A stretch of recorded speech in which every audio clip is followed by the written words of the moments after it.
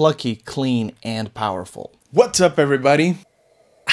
The day has come, the day we've all been waiting for. We are talking about the incredibly simple yet very difficult to master Psytrance Bass. Today we're talking about its synthesis in Serum and the processing that happens after it. The processing of the Psytrance Bass is very important, if not more important, than the synthesis itself. Now, this tutorial is going to show you a clean Psytrance Bass that you can use as a platform to layer stuff on top or to manipulate it to fit the certain subgenre that you produce. So don't worry if this is not the exact type of Psytrance bass you're looking for. I will be making many more videos about different Psytrance basses you can make, different synths you can use, how to layer it, and how to align it with your kick drum. So let's not waste any more time and get right into it.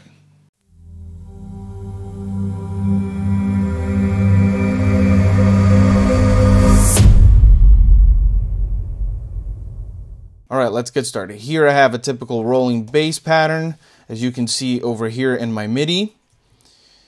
And then we have it with the kick. So this is the initialized preset on Serum, so it will sound like garbage right now. But let's start shaping it. I left this on this octave over here. So the note is G sharp and this is on G sharp 1. But for the sawtooth that we're going to use, which is just Serum's standard sawtooth, we're going to bring the octave down by 1. And it's going to sound like this.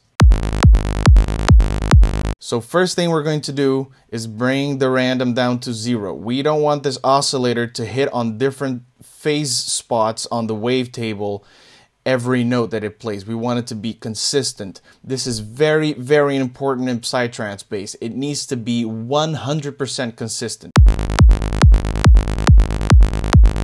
We're going to assign envelope number 2 to the filter section, which wavetable A that we're using is already routed to. We're going to turn it on and we're going to use the 18 dB per octave filter.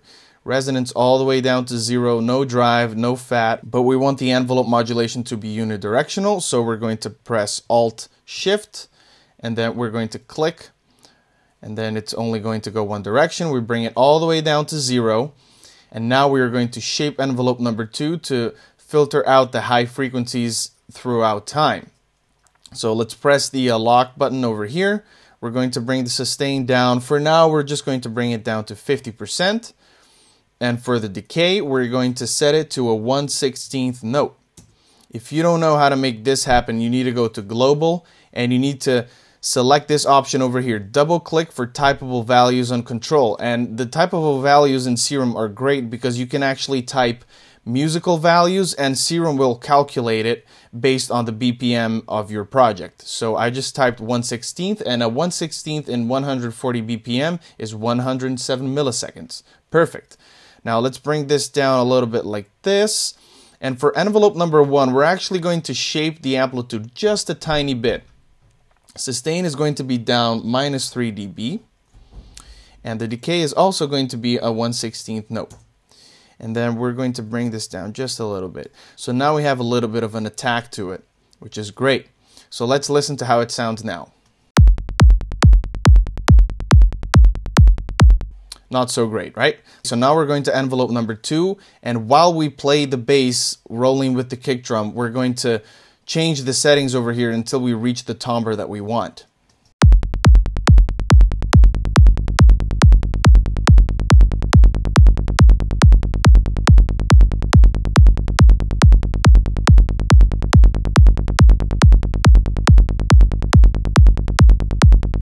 So one thing that is worth noticing in Serum is that all of the envelopes by default start with the 0.5 millisecond thing. This is fine for most presets that you're going to make, but for the Psytrance Bass, it's important to bring this all the way down to 0 milliseconds. And now you're going to hear the first transient a lot better.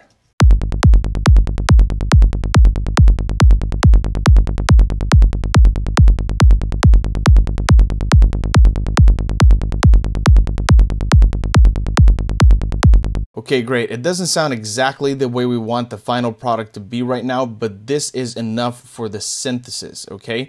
The sound is really going to come to life with the processing that we make after it. And how are we going to make it? Well, we're going to separate this MIDI over here, and I'm going to create one long bass note. like a quarter note like this. And I'm going to export it to audio so that I can throw in a sampler. Now it's very important to create a very long bass note, because the way a sampler works is that to create the pitch higher, it will just accelerate the sample so that it doesn't lose its quality. And when you accelerate the sample, the length of the note is obviously going to be shorter. So it's very important to make a very long note so that you always have material for the note to have the right length, which is at least an 1/8 note for Psytrance Bass. So let's export it. I'm going to hit Control B for Logic users, bass, BIP. I'm going to bounce in place. Let's include audio till in file and in region. And there you go. This is our bass sample over here. And now I'm going to right click on it and I'm going to convert to new sampler track. Yes.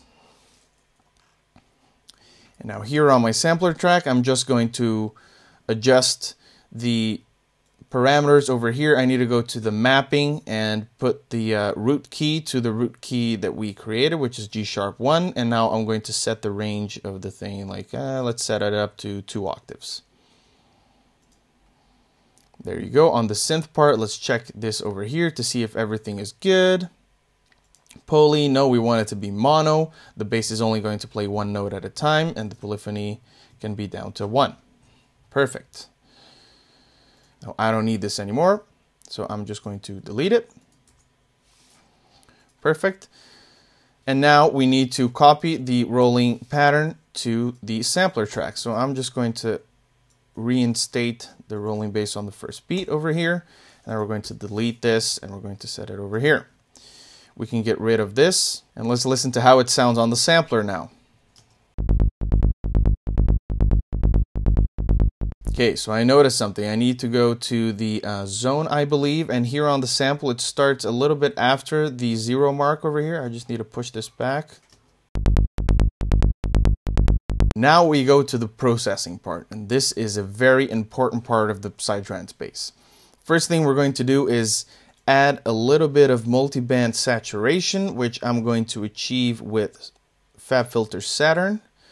Great plugin for multiband saturation. I'm going to use the clean tube over here. We're going to separate the sub, so I think I can even go all the way up to 100, and the sub is going to be untouched. We don't want to saturate the sub, but we want to saturate the low mids for sure.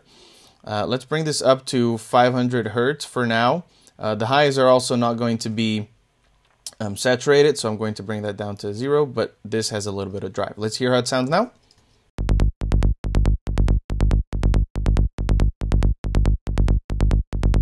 Okay, so this is with it. Let's hear it without it. With it again.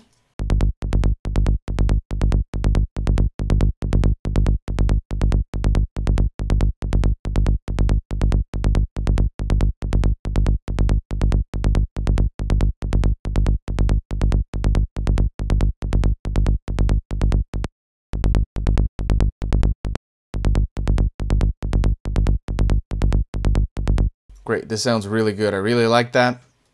So next step is we're going to add a little bit of EQ on it. I'm going to add Logic's linear EQ. You can use whatever. The FabFilter Pro Q is also great for this. I'm going to cut everything below 30 Hertz, which is really not necessary. I'm going to use the highest slope that you can get over here. And let me show you something here on the analyzer. Okay, so you notice that the first harmonic is obviously louder than all of the other harmonics that show up over here. And this is good, but because we have such a powerful kick drum that is taking control of this region over here, we actually want the two elements to talk to each other a little better. And one thing that I like to do is actually bring down the first harmonic a little bit and boost up the second harmonic. So when this happens, the kick and bass have a better relationship and they blend together a bit better. So let's do that.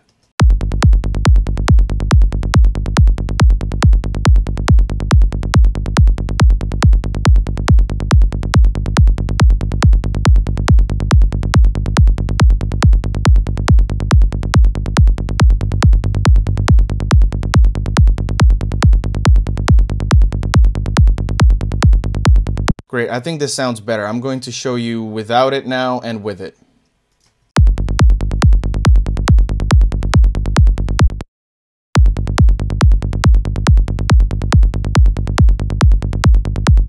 See how it adds a little bit of presence and it gets a bit off the way of the kick drum? This is what you want. So now let's clean up the low mids a little bit. There's always a little bit of low mids that you want to clean up. So I'm going to play it and try it out over here.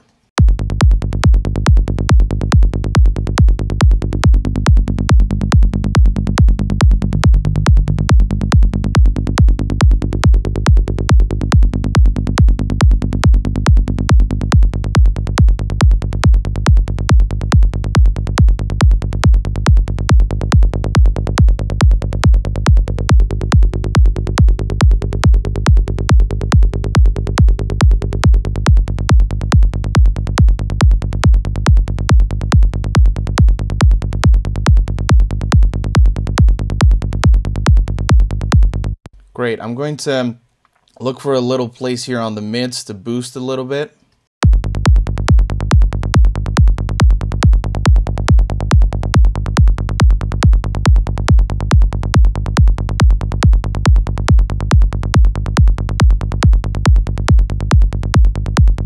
Just a tad bit, I don't want too much. Great, so let's A and B it.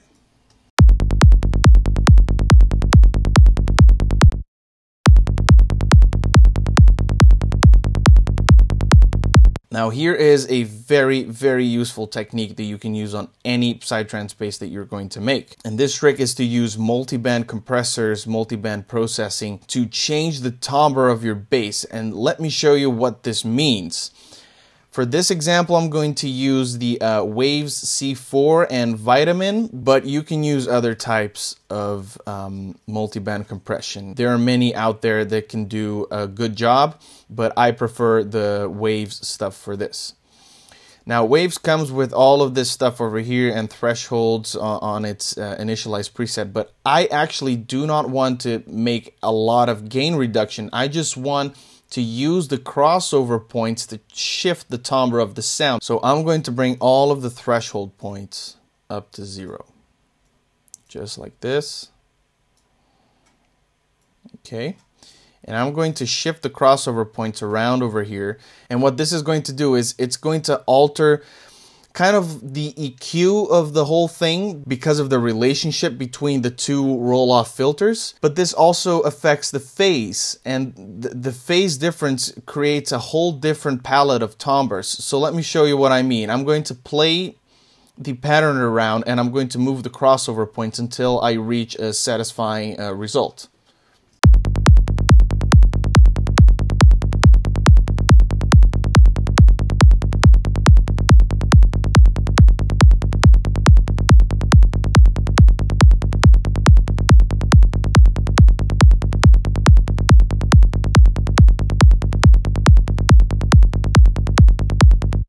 Okay, this sounds pretty good. Let me show you without it and with it.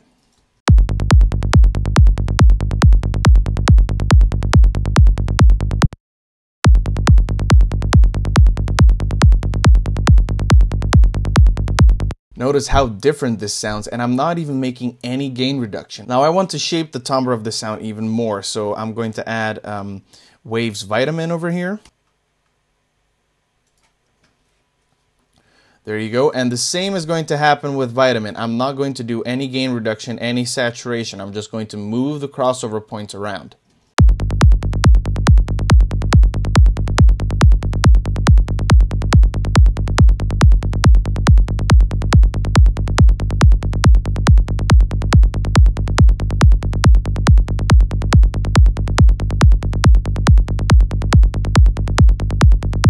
Okay, without it.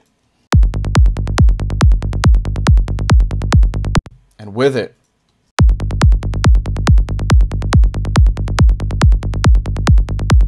So I think this part is great. And now what I'm going to do is I want a little bit more of snap on the high mids. So I'm going to go to Waves again. And, you know, as I said before, you can use transient shapers, multiband compressors, and multiband saturators from other developers from other brands. It does not matter as long as you achieve the result that you want. So I'm going to use TransX from Waves over here, TransX Multi. And now I'm going to bring the range down to 0 on all of these ones for now. Okay, and this one as well, but the high mids are still going to have the range. Let me just bring this down to 0 so that I can show you as I bring it up. Now, I don't want to shape the transients of the lows and the low mids, so I can turn them off. But still, even when you have those turned off, this is very important, it will still affect the phase on the crossover points. Let me show you.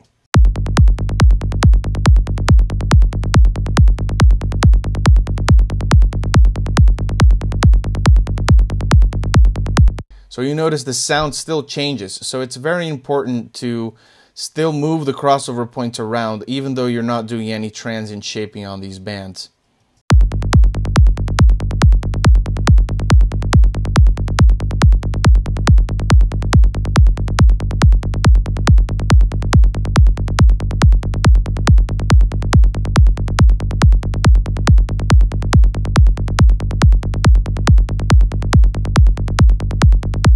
Okay, let's start shaping the transient on the high mids over here.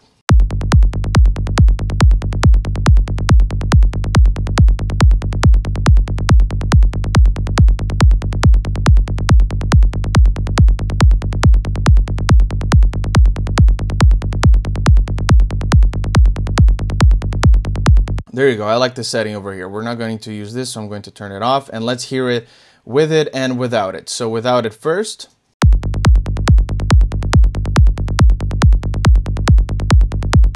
And with it.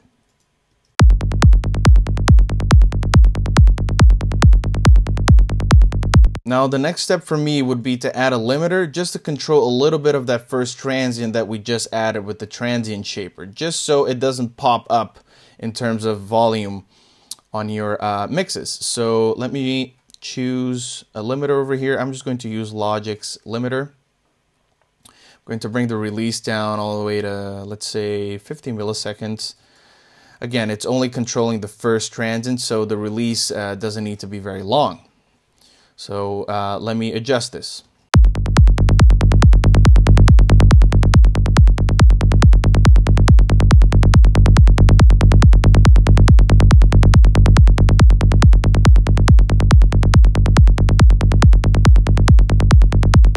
There you go, 0.2 to 1 dB gain reduction. You don't need to do a lot of gain reduction over here. Now let's adjust the volumes because now the bass obviously became a lot louder. And as a general rule of thumb, guys, your bass peaks want to reach around the same peak values of your kick drum. So if we look at the kick drum over here, let me solo that. It's reaching around -6 over here. So the bass should hit about the same value. You see it's hitting -9, right? So to adjust that, I'm just going to bring the output level to -6 over here on the limiter. Now this might be too loud because, again, don't forget that peak values can be very different from the perceived loudness. Perceived loudness can be measured with other algorithms such as RMS and LUFS. So even though it's a rule of thumb to have them reach the same peak values, still use your ears to see what the right level of the kick and the bass are. As a general rule of thumb, again, you still want them to have about the same loudness. Having the kick just a bit louder might be better because it is still the thing marking the beat, but you want them to have around the same loudness. So let's regulate that.